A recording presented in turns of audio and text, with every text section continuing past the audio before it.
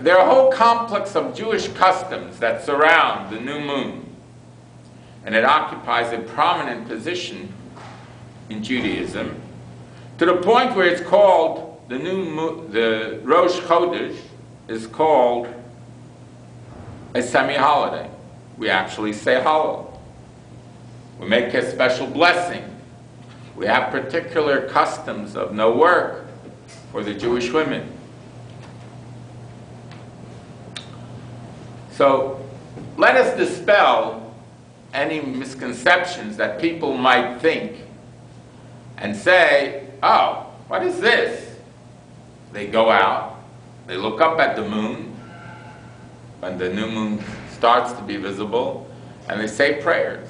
Are they moon worshippers? What is the importance of the moon?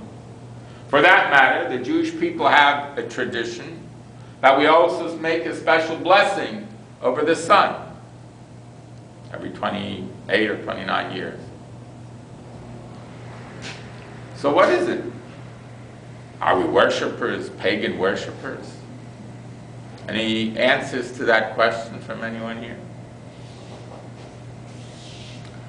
Well, the fact is that we are always recognizant and aware and thankful for everything that God has created and given us in this universe. We cannot survive without it.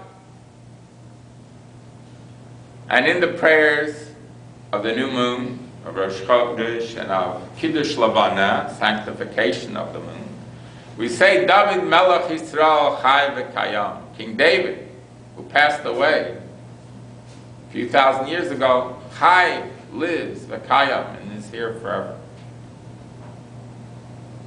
So the fact is that when we say a special prayer over the new moon, it's because we're thanking God. We could not survive on this planet without the moon and its gravitational pull, which affects the oceans and causes the waves, and a variety of other things. We could not survive. I remember when there was the blackout in New York, the early 70s, Howard? Well, late 70s. The first one I was in the 60s. The big one was maybe in the 60s, correct. That was the big one. It was in the 60s, right? Yeah, well, I'll never forget. It was lucky that it occurred when there was a moon out. Because when I walked out from school, all the elevators stopped. It was around 4 o'clock in the afternoon that it happened, or 5. It was in the winter time. 5:30. And all the street lights were dead, and there was chaos. And there was a darkness that was dispelled just a little bit by the moon's light. But had it been when there was no moon, it would have been even darker. So we do have a very special benefit from the moon.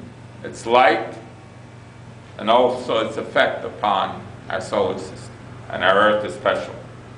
The same is true of the sun. We could not live without it. All of humanity and all of the universe would cease. Or rather, the galaxy. Where's the first reference in the Torah that... We're going to come to that. We're going to come to that. Maimonides points out that the Torah itself, Numbers chapter 28, sentence 14, has expressly enjoined that the Jewish calendar is to be lunar and not solar. According to the Talmud, even Moses found difficulty in grasping the concept that until God pointed to the new moon and said, Kezeh, like this, Re'eh v'kadesh, you should sanctify. Throughout rabbinic and Kabbalistic literature, we find the greatest Jewish minds grappling with the various ideas and interpretations that emerge from practices associated with the moon and the moon's cycle. It was known from very early times that the interval between the new moon and the next was approximately 29 and a half days. The exact date on which the month was supposed to have begun was originally determined by visual witnessing on the part of two witnesses that would come to the Beit Din, the Jewish court, and they would go ahead and state, and after examination, they would go ahead and be accepted. And the Beit Din would then declare Rosh Chodesh, and then they would signal through bonfires to the rest of the Jewish people that the new month had started. So what's so important about knowing when the new month starts? All the holidays are tied into the months of the lunar calendar and the seasons. And that would signal to the Jewish people that the new month had started. If there were no witnesses, then the new month would start automatically on the 31st day. So thus you have in some of the months either a mole or a chasar. They are a full month of 30 days, or a chasar, a missing one-day month of 29 days.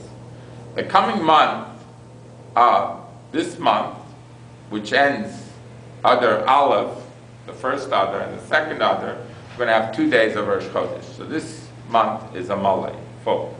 It will actually have 30 days in it.